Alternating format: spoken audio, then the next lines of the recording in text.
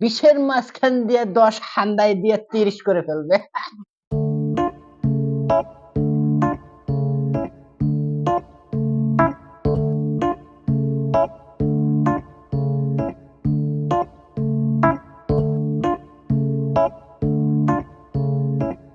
আসসালামু আলাইকুম স্যার।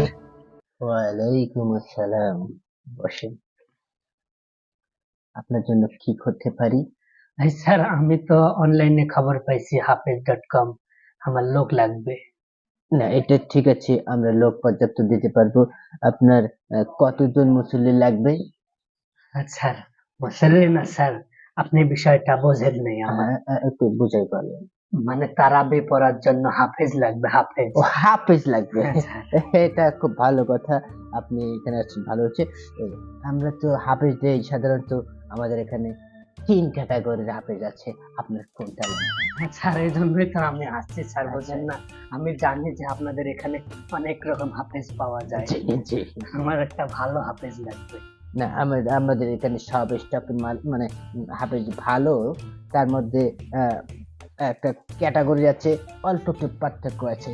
একটি হচ্ছে মাল আর হচ্ছে মালের পার্থক্য। আমাদের সব ঠিক আছে। আর আপনি মাল মানে টাকার কোনো চিন্তা করবেন না। তাহলে তো কোনো কথাই সব নেই। নিয়ে আপনার একটুও ভাবতে হবে না। আমার হুজুরটা লাগবে, হাফেজটা লাগবে ভালো মানের। তাহলে আমি আপনাকে হাফেজের একটু ক্যাটাগরি দেখাই।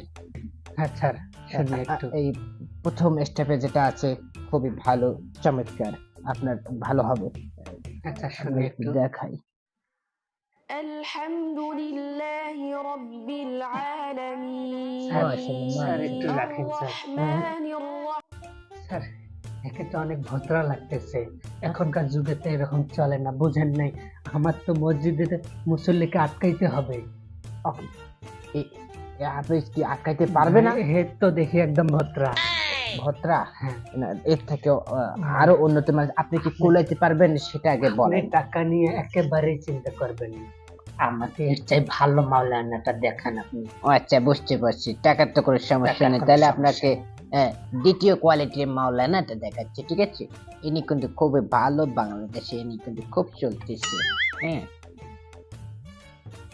الحمد لله رب العالمين الرحمن আপনি রাখেন। الرحيم আমি মনে হয় আপনাকে বুঝাইতে পারি নাই।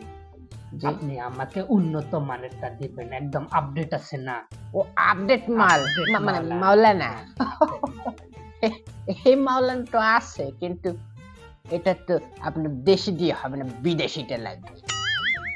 বিদেশি হলে কোনো সমস্যা নেই, আচ্ছা, আপনি আমাকে দেখান। তাহলে আপনাকে আমি ওই পাকিস্তানের মাওলানা দেখাই। ঠিক?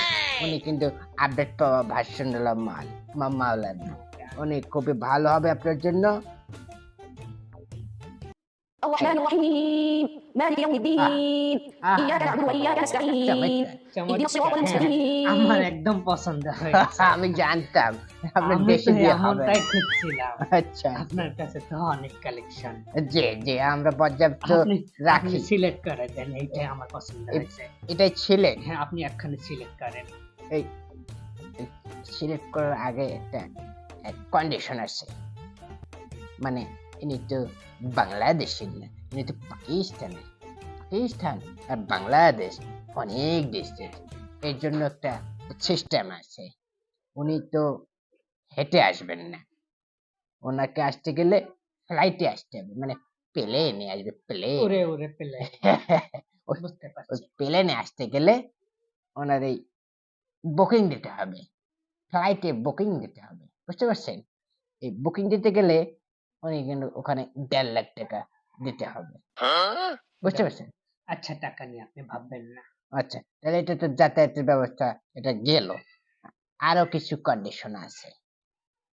সেটা হলো উনি কিন্তু প্রথম 3 তারাবি আর শেষের 7 তারাবি পড়াইতে পারবে না, কি বুঝতে পারছেন? বলেন, তাহলে এগুলেন পড়াবে কে? না, মানে পুরোপুরি পড়াইতে পারবেন না সেটা কথা না।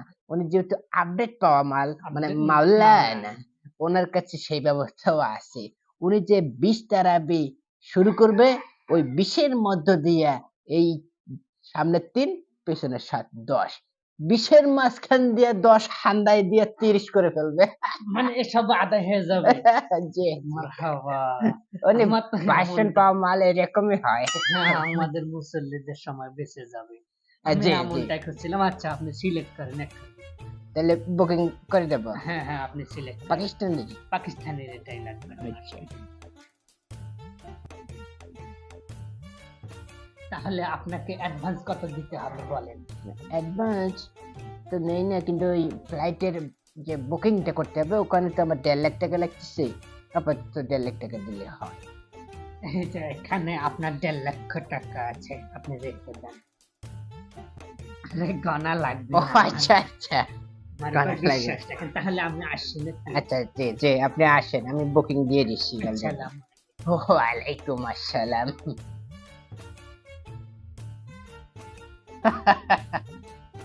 বাংলাদেশের মানুষ বোঝে না, ভালো জিনিস বোঝে না।